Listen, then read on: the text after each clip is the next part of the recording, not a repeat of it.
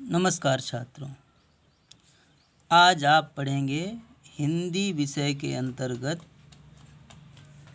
अनुस्वार टॉपिक। अनुस्वार प्रकरण पर हमने पिछले क्लिप में भी चर्चा की थी, लेकिन वहाँ पर अधूरा विषय छूट गया था, पूर्ण नहीं हो पाया था। तो शेष जो भाग है वो आज सीखेंगे आप। हमने नियम नंबर 1 बताया था कि पंचमाक्षर के स्थान पर अनुस्वार का प्रयोग, और इसके एग्जाम्पल भी बता दिए थे, शायद ये समझ आ गया होगा। अब नियम नंबर 2 है मूल रूप में अनुस्वार का प्रयोग। आशय ये है कि नियम नंबर 2 के अंतर्गत ये आता है कि अनुस्वार जो है यहाँ पर अपने मूल रूप में प्रयोग किया जाता है। यहाँ पर ये किसी के स्थान पर प्रयोग नहीं किया जा रहा है।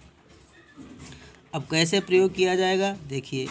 यदि नासिक के ध्वनि के पश्चात, यदि किसी नासिक के ध्वनि के पश्चात य, र, ल, व, श, श, ह आदि वर्ण आते हैं तो अनुस्वार का प्रयोग किया जाता है। नासिक के ध्वनि का मतलब नासिका से उत्पन्न होने वाली ध्वनि। जैसे आप देखिए संयम, तो संयम में देखिए आप या है, या से पूर्व ये नासिक की ध्वनि आई है, तो या से पूर्व ये नासिक की ध्वनि है, इसे हम या से पूर्व आई है इसलिए, या से पहले आई है इसलिए इसे हम अनुस्वार के रूप में लिखेंगे। पंचमाक्षर के रूप में इसे नहीं लिख सकते, इसे हम अनुस्वार करके ही लिखेंगे।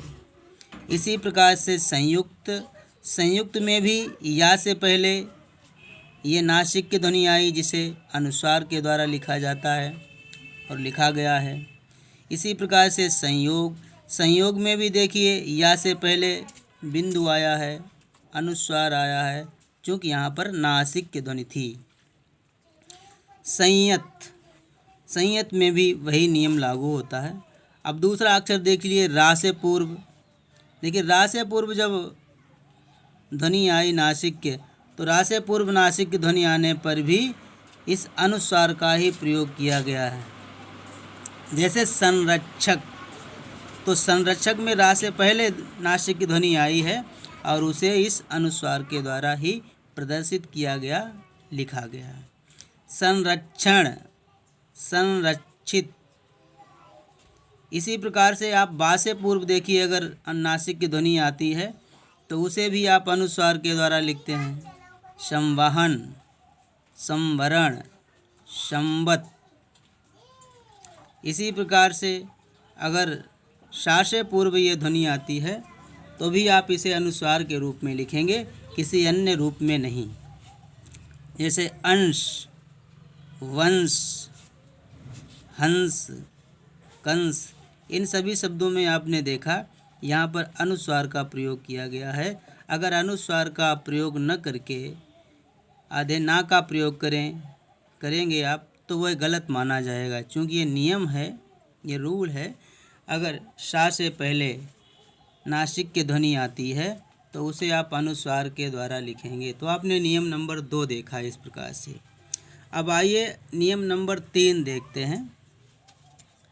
तो नियम नंबर 3 में क्या है,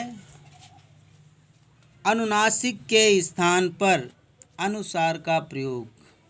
अच्छा, इसमें एक नया शब्द आ गया है जिसका नाम जो है अनुनासिक। तो आपके मन में ये आया होगा अनुनासिक किसे कहते हैं। हो सकता है आपको मालूम हो, अगर नहीं मालूम है या मालूम है तो मैं एक बार बता देता हूँ। अनुनासिक का मतलब है चंद्र बिंदु। जो अक्षर के ऊपर चंद्र बिंदु लगाया जाता है उस चंद्र बिंदु को ही अनुनासिक कहते हैं। चंद्र बिंदु का मतलब चांद का आकार बना करके, अर्ध चांद बना करके उसके ऊपर बिंदु लगा दिया जाता है, उसे हम अनुनासिक कहते हैं। लेकिन व्याकरण में कुछ स्थान ऐसे भी हैं जहाँ पर हम अनुनासिक के स्थान पर अनुस्वार का प्रयोग करते हैं। इसके अंतर्गत आप यही सीखेंगे तीसरे नियम के अंतर्गत। अब देखिए कहाँ पर अनुनासिक के स्थान पर अनुस्वार का प्रयोग होता है। देखिए ई, ए, ऐ, ओ, और औ आदि स्वर वर्णों के बाद यदि आदि स्वर वर्णों के साथ अनुनासिक के स्थान पर अनुनासिक के स्थान पर अनुस्वार का प्रयोग किया जाता है। फिर से एक बार देख लें। ई, ए, ओ, औ आदि स्वर वर्णों के साथ अनुनासिक के स्थान पर अनुस्वार को प्रयोग किया जाता है। अर्थात आशय यह है कि अगर ये जो वर्ण यहाँ पर देख रहे हैं ये वर्ण हैं या इन वर्णों की मात्रा का प्रयोग किया गया है तो फिर आप वहाँ पर अनुनासिक का प्रयोग न करके अनुस्वार का ही प्रयोग करते हैं।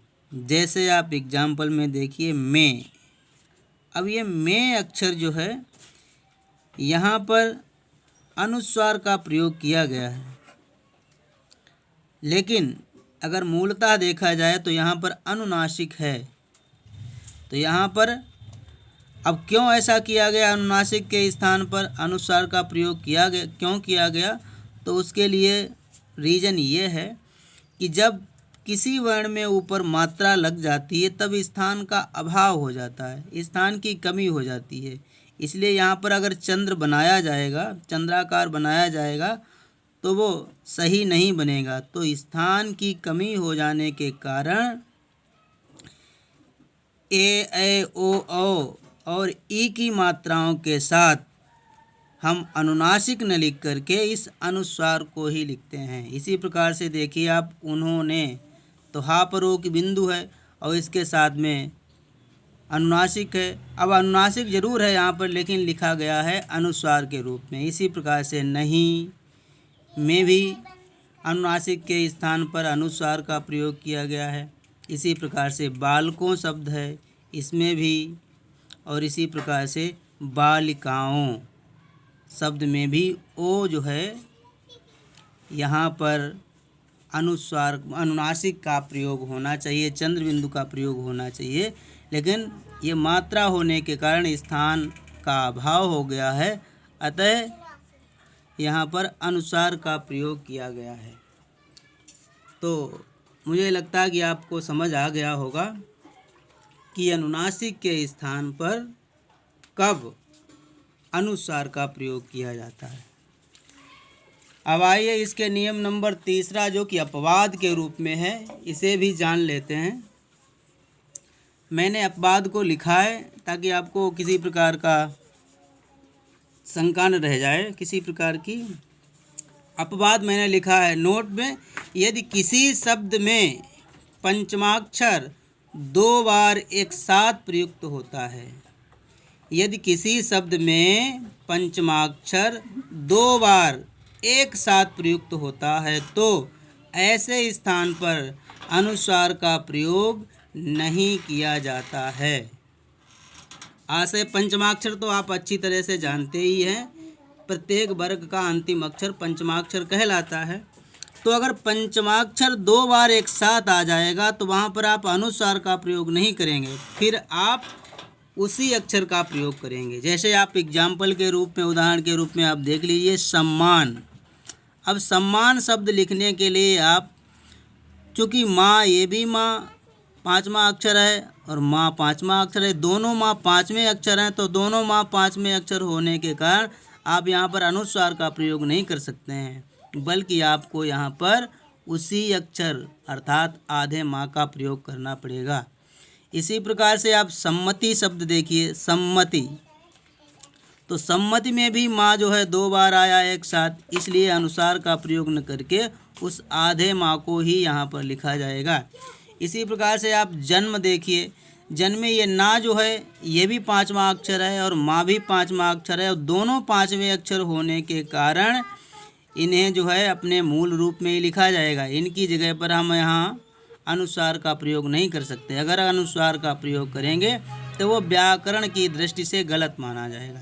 इसी प्रकार से आप गन्ना देखिए, गन्ना शब्द में भी ना जो है एक साथ 2 बार आया है, आधा ना फिर पूरा ना लिखा गया है, एक स्वर रहित है एक स्वर सहित है, तो ये दोनों एक साथ ना आ गए हैं। तो इसके स्थान पर ऐसा नहीं आप कर सकते हैं कि इस ना को हटा करके यहाँ पर बिंदु लिख दिया जाए, यहाँ पर अनुस्वार लिख दिया जाए, क्योंकि ऐसा करना व्याकरण की दृष्टि से गलत है।